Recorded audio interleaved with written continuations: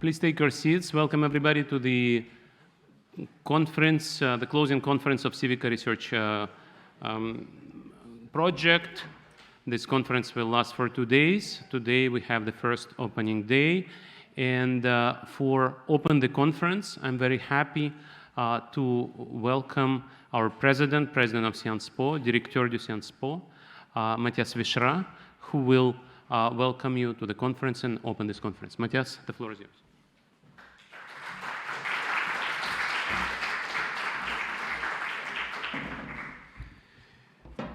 Dear Sergei, dear Vanessa, Vice President for International Affairs, dear Dean Pierre-François, dear CIVICA partners, embassy representatives, Sciences Po colleagues, and distinguished guests, and dear friends that are online.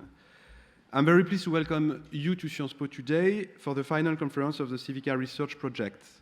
Before getting into the exciting program for the next 2 days, and I know that you have a dinner on a boat tonight, I'm very jealous, I have to say, let me provide a few words on the European University Alliance CIVICA. Uniting 10 leaders in European higher education in the social sciences, CIVICA is at a tipping point. We want, obviously, in the next steps, to reinforce CIVICA, especially in the research track. That alliance brings together a total of 72,000 students and PhD researchers, as well as 13,000 academic staff. Together, we are building a strong combination of education, research, and innovation, and, this is really important, a civic outreach to develop the European University of the future. CIVICA embodies the European spirit of collaboration in our efforts to contribute to an internationally competitive higher education and research area in Europe. With a unique focus on the social sciences, CIVICA strives to become the cornerstone of a global network of leading higher education and research institutions. As you know, CIVICA strives to find solutions to complex challenges through a series of integrated education and research activities. 4 main pillars. The first one, you know that, climate change. The second one, democracy in the 21st century with the rise of populism. The third one is about Europe. And the last one has to do with data-driven technologies for the social sciences. Today, we come together to celebrate the achievements of the CIVICA Research Project. CIVICA Research was launched in January 2021 with the aims of endowing CIVICA with the instruments of an ambitious and innovative research strategy. Over the past 3 years, CIVICA Research brought together faculty and researchers, staff and students, and I have to insist that we need students on board, from across our network to form meaningful partnerships. The CIVICA Research Project has effectively driven efforts in institutional transformation and capacity building alongside delivering engaging academic initiatives. Today, we present a selection of many collaborative research projects funded by CIVICA Research. These projects bring together scholars from CIVICA universities to conduct research on major global issues, and during the upcoming 4 panels, the speakers will shed light on their team's research and results. Later on today, PhD and postdoctoral researchers will present their own research findings in a poster competition, and the day will conclude with a fantastic keynote lecture of a famous economist, Philippe Aghion, entitled "Is Green Growth Possible?" The conference will continue tomorrow, especially with a high-level discussion on the future of financing a long-term research strategy for the European University Alliances. To conclude, I just wanted to highlight 2 main facts, 2 main topics. The first one, we know that when I was referring to a tipping point, that we need to reinforce, to develop the CIVICA research track. And we will advocate for that. We will have some initiatives towards the European Commission, because we do believe that this is the core business of CIVICA, leading a strong strategy when it comes to research. The second topic I wanted to highlight has to do with the European elections. I think we have a specific role as a social sciences university when it comes to the European election. At Sciences Po, in other universities, we need to have polls about the feeling, the sense of belonging of the youth, of students, when it comes to the European Union. We need to be active, we need to go public, because CIVICA is a university, an institutional union, coalition, but we need to go public, we need to do something, and I think this is the right momentum for that. My friends, thank you again for joining us, for being at Sciences Po, and I wish you a delightful and inspiring conference. Long life to CIVICA. Thank you.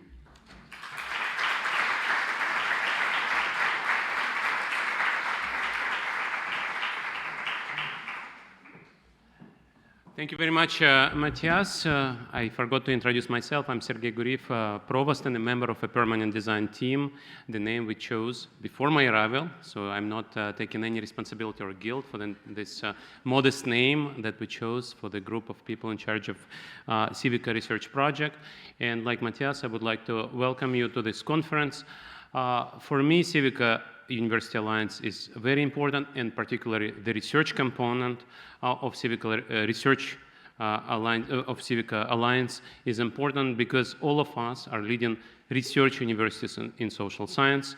Mathias was exactly right when he said long live CIVICA, because we will continue after the CIVICA research project is closed. We will continue within work package 6. For those of you who know the nomenclature of European jargon, there is a work in package 6 in CIVICA 2 project. So we will continue to cooperate on research topics. We'll continue to promote mobility and cooperation with young researchers. And in that sense, indeed, the fact of closure of this particular project funded by another directorate of European Commission doesn't mean that CIVICA research is dead. It's just one of the stages of our partnership is closed, that the new ones will open.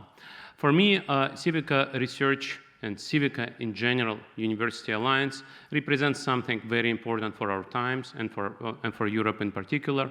Indeed, the idea for university alliances, which some politicians in this capital, including President of the Republic, attribute to themselves, but this is an idea which is very obvious to everybody, that European universities need to come together to be more competitive and to help Europe and to help the whole world to do better in our challenging times. I was trained as a mathematician, and then I've become a social scientist for a very simple reason. When I was young, like many people around this room, I thought that the world needs better technology, for example, cheaper energy, easier access to energy or food production to solve the problems of famine and poverty.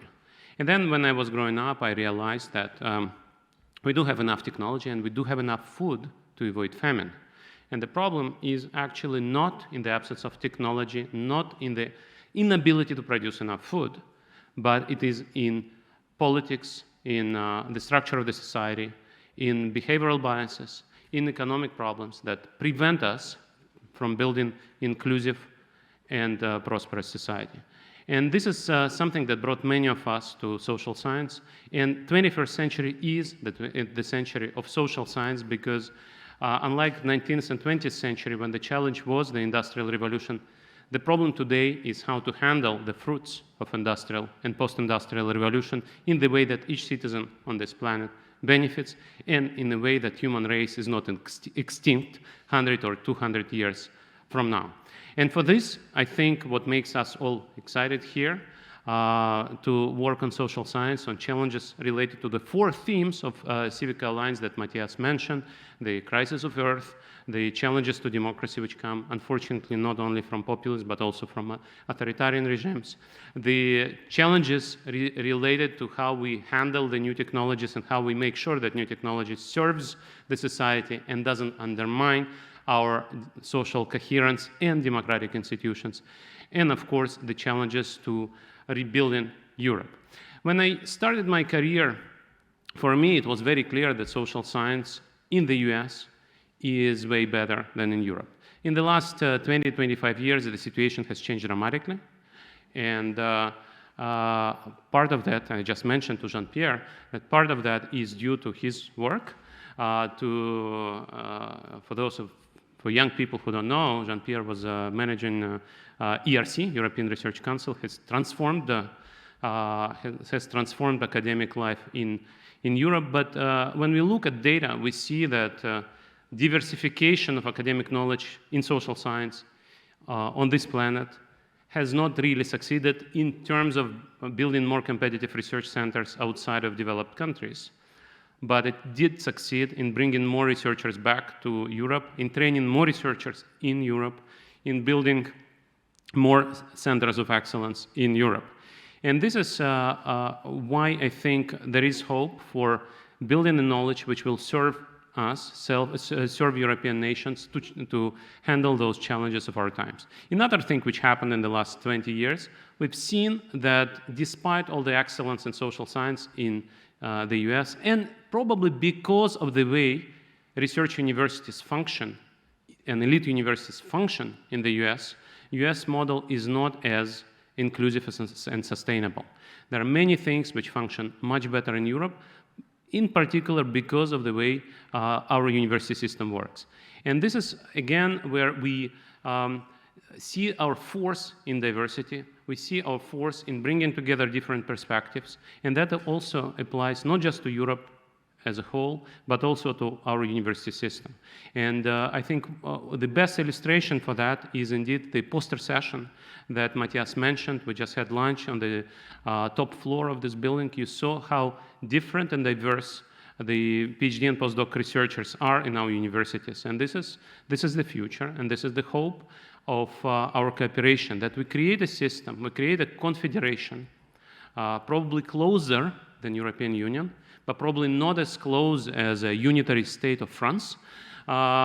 We'll create a confederation of universities with seamless connections between researchers and students and staff members of our schools, where we'll share our libraries, where we share our course offerings, where we offer unprecedented mobility and access for young researchers who can spend time in all of our 10 schools and have access to leading researchers in each particular field.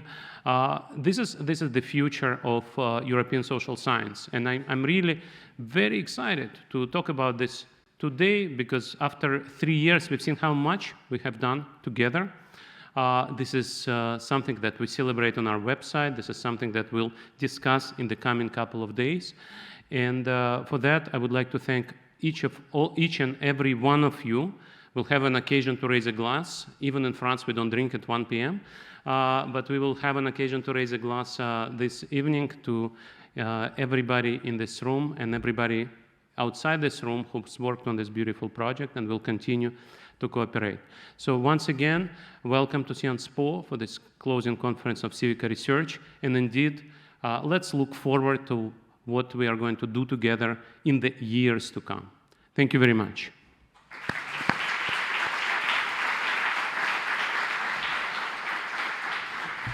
And just one word of warning. Now we'll split into parallel sessions. We'll have climate change panel and we'll have migration panel. And the challenge for us is always who stays, who goes. And we decided that climate change, even though there is a word change, stays, which tells you that climate change is not a quick change, but migration goes. And migration migrates up to the top floor where we just had our lunch. Thank you.